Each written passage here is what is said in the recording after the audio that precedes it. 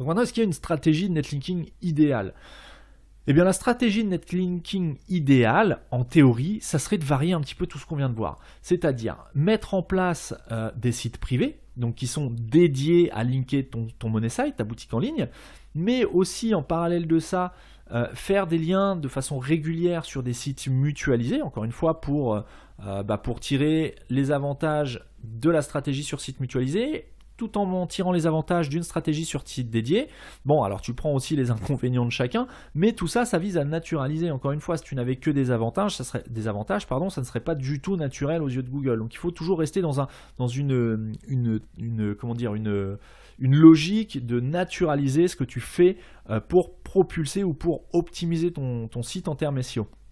Ensuite, tu dois varier le plus possible les encres de tes liens, comme on vient de le voir. Ne fais pas que des encres optimisées, fais des encres parfois sur des images, sur des textes parfois optimisés, parfois pas du tout optimisés, utilise des termes génériques. Tu peux faire des liens aussi sur ton nom de marque, ça vise à envoyer un bon signal à Google. Le nom de marque, le signal de marque, c'est vraiment un critère de Google aujourd'hui. Alors ne fais pas que ça, encore une fois, si tu fais que ça, c'est pas du tout naturel. Donc il faut faire un petit peu de tout simplement pour garder un profil de lien qui soit le plus naturel qui soit.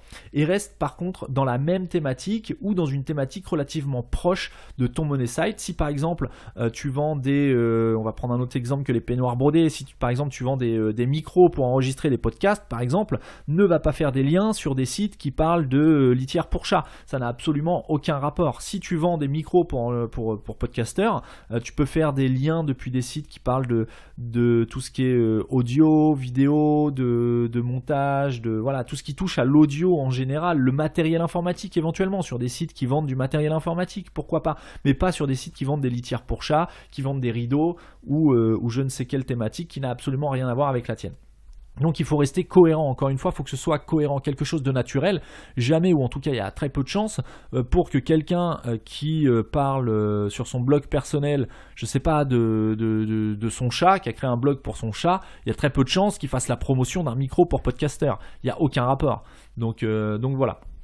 Ensuite, les articles sponsorisés sur les sites mutualisés, donc c'est la stratégie de diffusion de liens sur les sites mutualisés.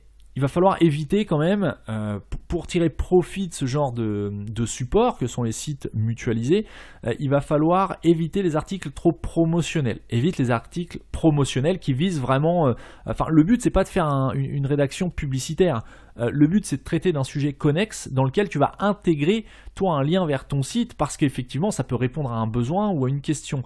Il faut que tu traites un sujet informatif et intéressant pour ton audience. Par exemple, tu peux répondre à une question. Si tu vends des dalles pour écran d'ordinateur, le but de l'article, ça va pas être découvrir ce site de vente de dalles pour ordinateur et tu fais ta promotion pendant 500 mots. Non, ça va plutôt être de répondre à une question qui pourrait être... Donc, ça y a plein de méthodes pour trouver des idées de questions, notamment Answers the Public, j'en avais parlé dans un précédent épisode, le site answersthepublic.com qui te permet d'avoir des sujets, des idées de sujets. Bref, tu peux trouver des sujets informatifs et des questions que se pose ton audience et il va falloir que tu répondes dans le cas de l'exemple où tu vends des dalles pour PC, comment réparer l'écran de mon ordinateur portable. Voilà, et dedans tu vas rédiger une sorte de tuto, ou tu vas faire rédiger, si tu travailles avec un rédacteur, une sorte de tuto qui explique réellement comment faire. Il faut vraiment que ce soit utile, et à la fin de l'article ou dans l'article tu pourras mettre et si vous cherchez un site pour acheter une dalle de PC portable, rendez-vous sur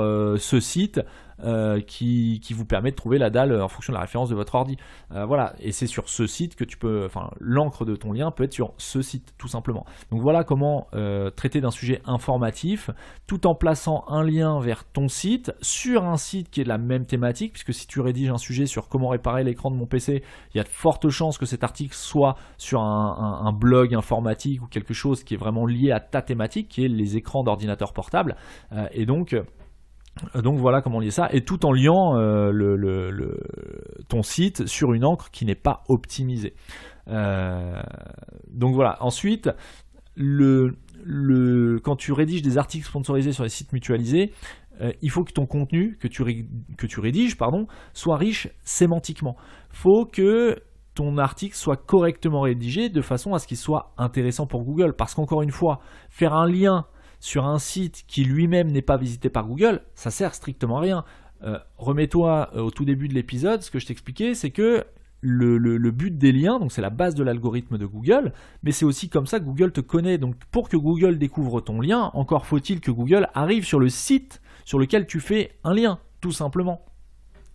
Tu vas pouvoir intégrer des médias également, des vidéos YouTube. Si ton tuto est illustré par une vidéo, par exemple, poste la vidéo, partage la vidéo dans l'article. Il faut vraiment enrichir le contenu. Il faut qu'il soit riche sémantiquement.